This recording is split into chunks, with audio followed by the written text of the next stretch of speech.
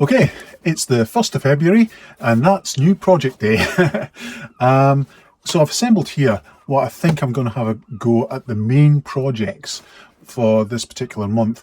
I'm trying to get into the system where I've got a couple of primary models that I'm working on to finish within a certain amount of time, hopefully within this month, with some background models or secondary models going at the same time, but they can take however long they actually take.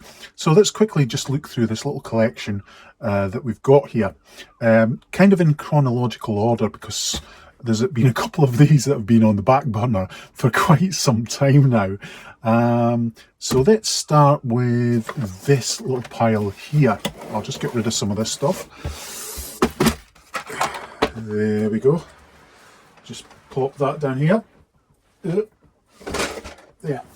Okay, so what we've got here is this actually goes back to my interest in model railways, which had to grind to a stop, not because I wanted it to, but simply because I lost the space I had to set up a temporary model railway layout.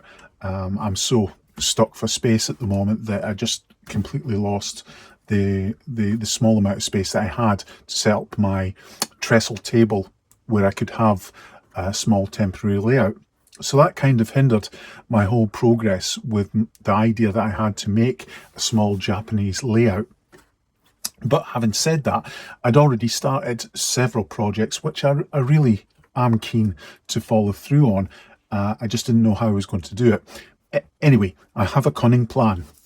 And what that is one of the main reasons I got into model railway layouts was kind of the trains, yeah, but that wasn't the main thing. The main thing was the building of small houses. And one of the main projects that I had going on at the time, let's just get rid of some of this junk here. Oh dears. And blow the dust off. Literally, and I'm not kidding here, this has been sitting on a shelf for quite some time, and you may recognize this as my little Japanese, or my attempt to make a little Japanese gas station. And this was one of my main interests in getting into model railways, was the building of buildings.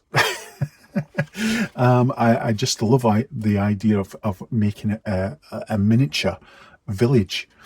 And so this was not my first go. My first go was actually the little station that I made, and I was very pleased about that.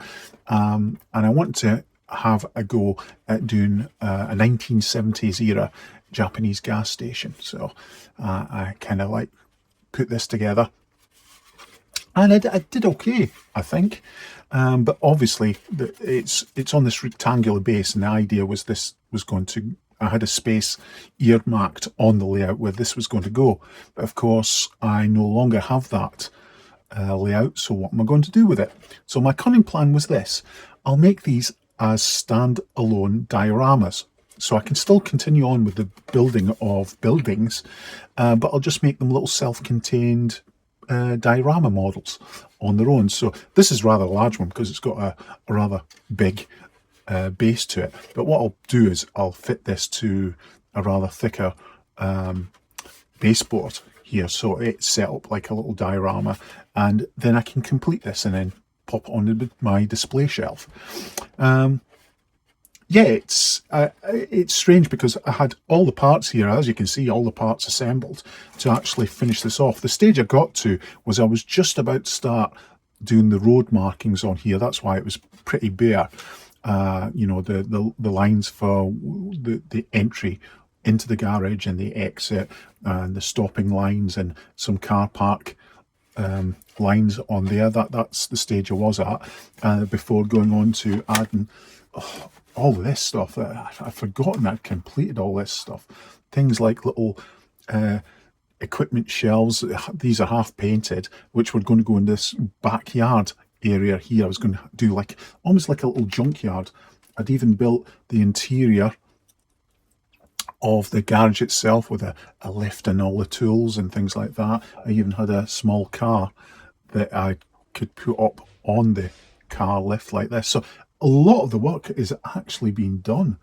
I'd even assembled things like little wheelie bins. This one's actually painted quite nicely. I'm quite pleased with that. And all sorts of bits and pieces to go in the backyard in the garage area. I've got the garage forecourt with the pumps already done. The way I built this, I should remind you, is there's holes in the bottom, so eventually when I get round to it and apply it to a layout, I can even wire it up for lighting. And finally here, I'd got all little plants and things like that. I was going to plant out the front area and all this sort of thing. So there you go. That's the first of February's models. This little garage diorama, which I really hope to complete. One of the hardest bits is going to be, and I did some research into this, the electrical poles and lighting poles and things like this, because Japan is famous for the amount of wiring it has to provide electricity to things. I thought that'd be nice to model. You know, a lot of the poles, telegraph poles, lighting poles, and electrical poles and things like that on there. So there we go. That's one of the first jobs that I'll be working on. Right, on to the next thing. Okay, project number 2, and this is the second of my primary projects for this month. It's this library of books, Book Nook. Now this is actually a Christmas present from previous Christmas, 2024. It's been sort of languishing on my shelf, mainly because I found this just a little bit scary. The amount of parts there is to this particular one. Now I've done a few of these kind of wooden diorama models before. I did the Sakura tram one and the luminous globe one and the takoyaki shop one, but this in complexity and the amount of parts and detail is on a completely different level, and I have to just admit that it's really intimidated me a bit. And I've picked this up and looked at it several times, meaning to make a start to it, and just simply chickened out because of the sheer complexity of this particular job. It just scared the life out of me. So I picked it up and then thought about it and put it down and shoved it further back on my shelf, really. But I'm determined now that this month is the month that I'm going to make an actual start to this one. Right, as part of this secondary background models that I'm going to be working on, and I don't expect necessarily to have these finished this month because I'm working on those 2 large models, but again, this has been sitting on my shelf for quite some time. This was another Christmas present from the past, and it's of the PLz 23. I'm going to take a stab at this Karas. Now, it's a little light bomber. I love ground attack aircraft. It's my favourite subject in military aircraft, historic military aircraft. And I suppose you could say this is kind of like the Polish equivalent of the Ju-87 Stuka. It's a tactical battlefield light bomber and reconnaissance aircraft. Though, unlike the Stuka, this isn't a dive bomber, it's just a straight light bomber. Now, I do love the design of this particular aircraft. I think it's a lovely looking little aircraft.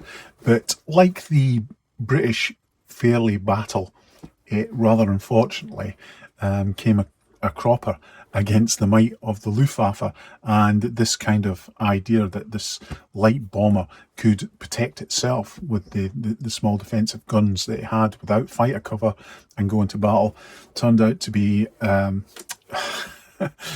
sad misconception, and these guys suffered a lot, though the Poles were immensely brave and put up such a fight. But I love the look of this particular bomber. I love the under fuselage bomb racks, for instance.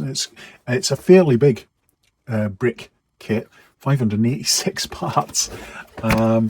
So kind of again, I kept putting this one off because I was thinking how much time this was going to take. But now that I've decided that I'm not going to put any sort of schedule on this, it's just going to take how long it takes, and I'm going to be working on working on it in the background. So I thought I'd finally managed to give this a crack. And finally, and hang on a minute, I'll just zoom in here because there we go, you can probably see this a little bit better. This is a 3D printed project. And I know what you're going to say, oh, here we go, it's another revolver. But there's method to my madness here, so I'll just quickly explain what this is. This is it's a model of the 1927 Colt Detective Special. Now, I love that gun. I'm a big fan of noir detective movies, you know, the sort of Humphrey Bogart type of things, Sam Spade, Philip Marlowe thing, and all the detectives from this period, they carried these snub-nose revolvers. But this was the original. The Detective Special name is one of those generic kind of names that describes a kind of type of concealed carry revolver, but it originated with the Colt 1927. That was the original Detective Special. It's just that it's rather like the way that we call all vacuum cleaners a Hoover here in the UK, although not all vacuum cleaners are made by Hoover. It's just a generic brand name that's become synonymous with this particular item of equipment. And it's the same with the Detective Special. We all think of, we know what a Detective Special revolver is when we say Detective Special. It's a snub nose concealed carry revolver, a small revolver. But this name originated with the Colt company in 1927, and this, I managed to find this actual 3D model of the original 1927. I've had about, this will be my third go at making a Detective Special model. The first one was horrible model that someone had scanned themselves using cheap equipment, and the quality was terrible. My second go, I tried to make this from the original. It was based on the Smith & Wesson Model 10, and this was this was Smith & Wesson's answer to the Detective Special, their snub nose version of their Model 10. That was their competition for the Colt model. But this is actually based on the Colt model itself, and it's not a bad little model. It's the surface quality is not too bad. There's a few faults here and there, but the joy I get from doing these 3D printed models is the extra work that I have to put into them to clean them up and make them look quite nice. I've got all the parts here. As you can see, it's a fairly simple model, so it won't actually take me too long to put together.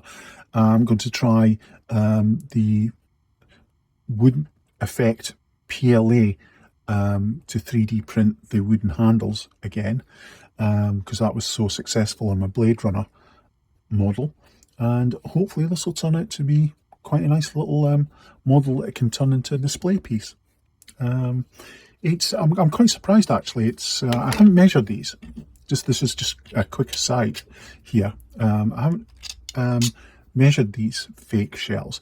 The Smith & Wesson Model 10 I did was a 38 special caliber model, or based on the 38 caliber model. These pistols, these revolvers, were issued in 38.